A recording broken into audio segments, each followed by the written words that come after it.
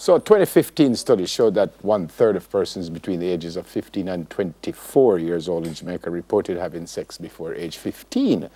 Okay, so here to break down the statistics from the National Family Planning Board, Director of Health Promotion and Prevention, Andrew Campbell, and he's an outreach officer, Mr. Jerome Edwards. Good morning to you both. Morning. Good morning. Welcome to Smile Jamaica. Thanks. That was in 2015.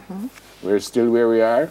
Yes, just about. And for the Caribbean region, though, Jamaica is ranked 4th for teenage pregnancies. So 1 in 5 of 15 to 19-year-old girls have had a child.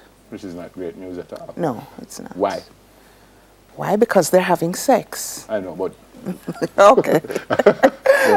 what caused it? But overall, the culture, a lot of times in the communities where these young ladies come from, you know, if you don't have a child by age 16, you're not a woman. You're not seen as a woman. And also for the male, you know, if he's not sowing his seed, he's not a man.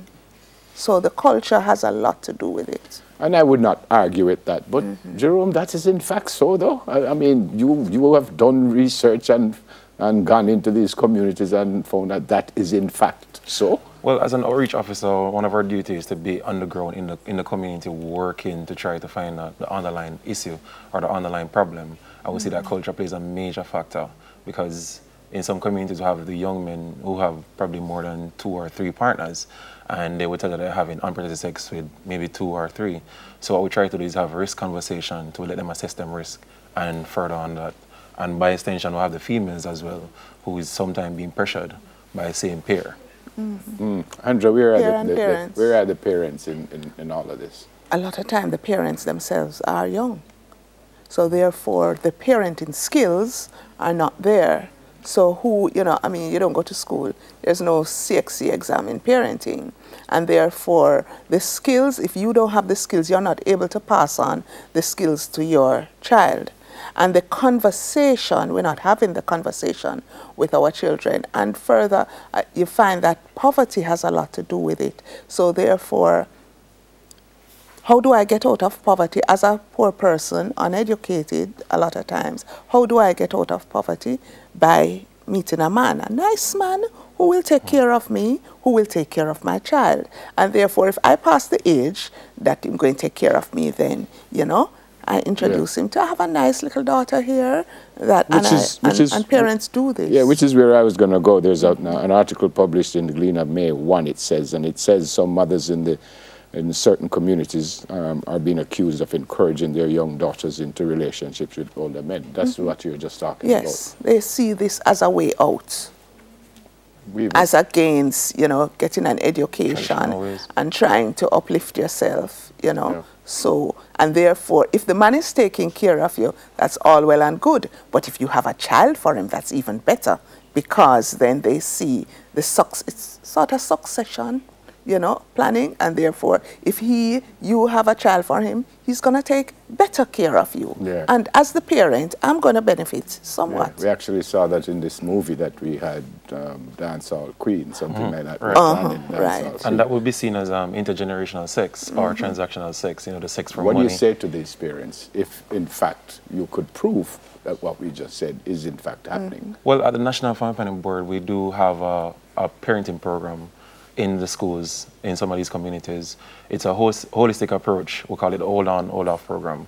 And at the PTA meeting, we try to have conversation with them, how to talk to their children about sex, how to have an alternative route instead of, you know, transactional sex or intergenerational sex. So we started from there.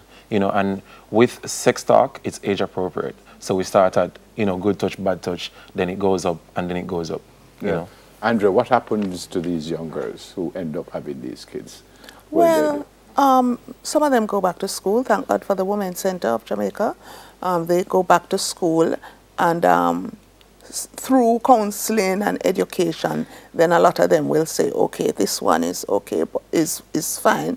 I'll continue with my life. I'll try to get an education. However, on the other hand, there are some girls who they don't go back to school, they just stay in the community, and then you find that they get into another relationship with another man, and there comes another child. So by 24, 25, they'll have 3 or 4 children for 3 or 4 different men. And the cycle continues. How do you fix it? So, well, we are working in the communities, as Jerome says, but the team is small, and we do a lot of parenting sessions. So the parenting, you find that it's not just a one-off, so just going in and doing a one-off session. And it's important to go into the community, because these parents that you want to reach don't come to PTA. Right. So we have to take the information, to them, our activities to them in the community. It's a continued conversation. So, it never ends. But don't you get the feeling that you go in and say, all right, Mommy, you shouldn't be doing this to your daughter, and Ray, and you turn your back, and Mommy say, well, them can go on talking because I need some money. So yes, it does happen, but over time you build their skills. So it's not a one-off session. It's usually like about 8 weeks, and over time, so you build their skills in having the conversation. There also, we have partnering agencies, so we would bring in Heart Trust, where they can get the opportunity to learn a skill and so on, and let them understand that there are other opportunities out there. You're already giving us the numbers, or the number where we are.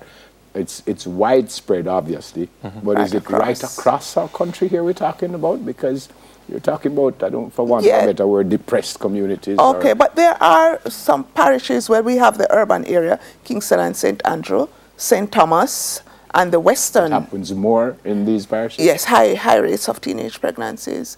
Kingston and St. Andrews, St. Thomas, St. Catherine, Westmoreland, Hanover, St. James, the Western parishes. High rates of teenage pregnancies as well. Is there a reason this happens in these parishes, or no? We're not sure. Behavior change is a process, you know, and we try to infiltrate the community with as much as messages as we can. So until we start, say, a little bit of behavior change, then we know that, you know, we have reached that goal. So behavior change. How optimistic are you that you will reach that goal? We're fighting the battle. Very That's where. It's a tough job, isn't it? Yes, it is. It is. Final word. Give me a word to these young ladies who might be watching and might be very well in this position that we've been talking about. Okay, well, first of all, they need to speak to someone if they're being forced to have sex, because that happens a lot, or coerced into having sex. So they need to talk to someone. We have the Madropa Counseling Unit at the National Family Planning Board that they can call. What's the number, Jerome? 968-1619 or 1-888-441-991-4444. You know, call and get some help. It's always important to talk to someone. Madropa is there standing by to help. Yeah, man. Great to see you guys. Thanks. Keep up the good work. Can imagine how frustrating it might be for you yes, sometimes. It is. We need people like you, don't we? From the National Family Planning Board, Director of Health Promotion and Prevention, Andrew Campbell, and Outreach Officer, Mr. Jerome Edwards.